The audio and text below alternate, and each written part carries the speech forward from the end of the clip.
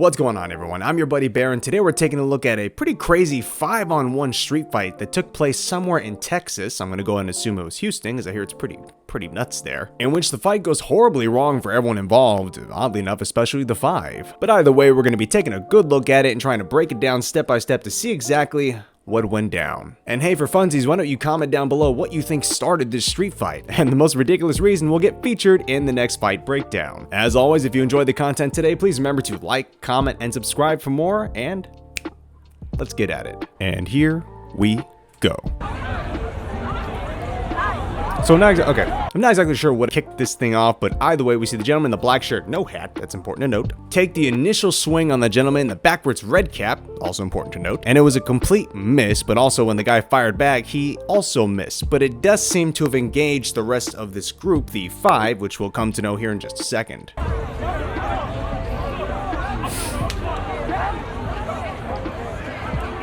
We see our gentleman in the red cap starting to get surrounded. He's starting to get enclosed upon by, like, these are the Five, this is the one, like just like that. And he's kind of a bit panicked. You can see it in his eyes, but he's got that confidence going. He's kind of rolling back and forth, ready to go. And we do see the gentleman in the white backwards cap attempt to stop the altercation from continuing, sort of. He doesn't seem too invested in stopping it, but he is kind of giving it a little bit of effort.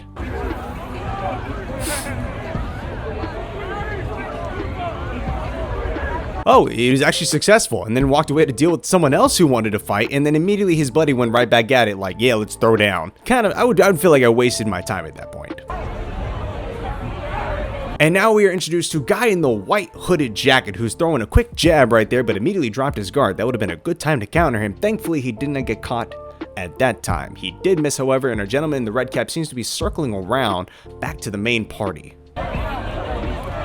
Oh, as he's circling around, lands an absolutely devastating right hand, completely stole that man's soul. And in fact, you'll see he'll just be laying there, taking a really long nap.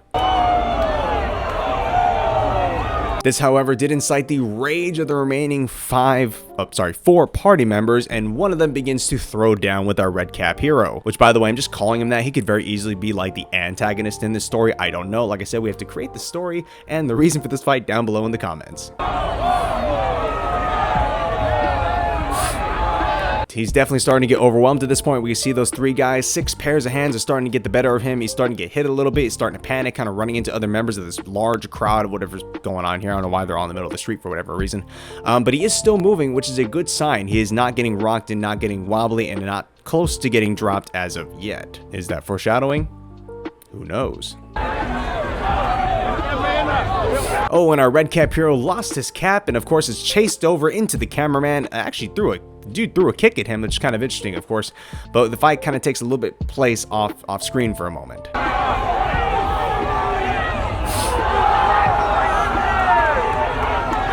It looks like he did manage to drop the gentleman who initially pushed him off the camera. He started to circle back around, land a couple of good strikes against our white hooded, I want to call him the white hooded veteran. I don't know what that has to do with anything. He's probably not a veteran or even a veteran of fighting, but the gentleman in the white hood, of course, and he's now moved himself back to kind of the main stage of where they were to begin with. So his footwork is actually pretty decent, trying to stay away from the main bulk of the group, not getting caught in between them all like we described earlier, and picking them apart one at a time. I don't know what all the clapping is about. I hear the police, whistles in the background, and everyone just kind of like, yeah, going balls to the wall nuts over what's going on here. At some point, they could have all stepped in to stop it, but I get the feeling that they didn't want to do that. But I gotta give props to that guy, whether or not he was the baddie in this situation. He dropped 2 different people in the middle of this fight after getting swarmed by 3 of them at one point. And of course, having the 5 on him initially, it was quite a outstanding performance on his end. It does kind of look like everyone's starting to get broken apart and the fight's starting to come to an end, so I think this is about the end of the video. We are going to go ahead and finish it out and see if there's anything else that happens after the police completely show up, but I do think this is about where it ends. I can't stop sniffling. My nose is so stuffed.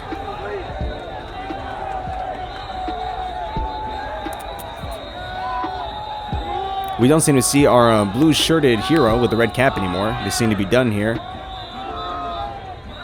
Ooh, they got the mace, dude. They came out in force. They were ready to put anyone down. I guess if I had any final words of advice to offer, it would have been, I don't even know if I want to give the group advice, but of course, for the gentleman who was by himself, my piece of advice there would be keep his hands up. You know, he probably ate some shots he really didn't want to that hurt him, which is what caused him to have to run around so much. Although, when you are in the middle of getting jumped and you cannot escape, like there's a large crowd kind of holding you in, your movement is going to save you, which he absolutely used, and of course it did. In any case, everyone, thank you so much for watching the video today. If you enjoyed the content like I mentioned earlier, please, as always, like, comment, and subscribe for more. If you guys want to support the nonprofit I run, as well as get some good merchandise, you can click the link in the description down below to go to the Bear Fiorda merchandise store. But another way you can support the nonprofit is by going to the Free MMA Gym's TikTok and dropping a follow. And as always, please remember to eat well, sleep well, train hard, and I'll catch y'all next time.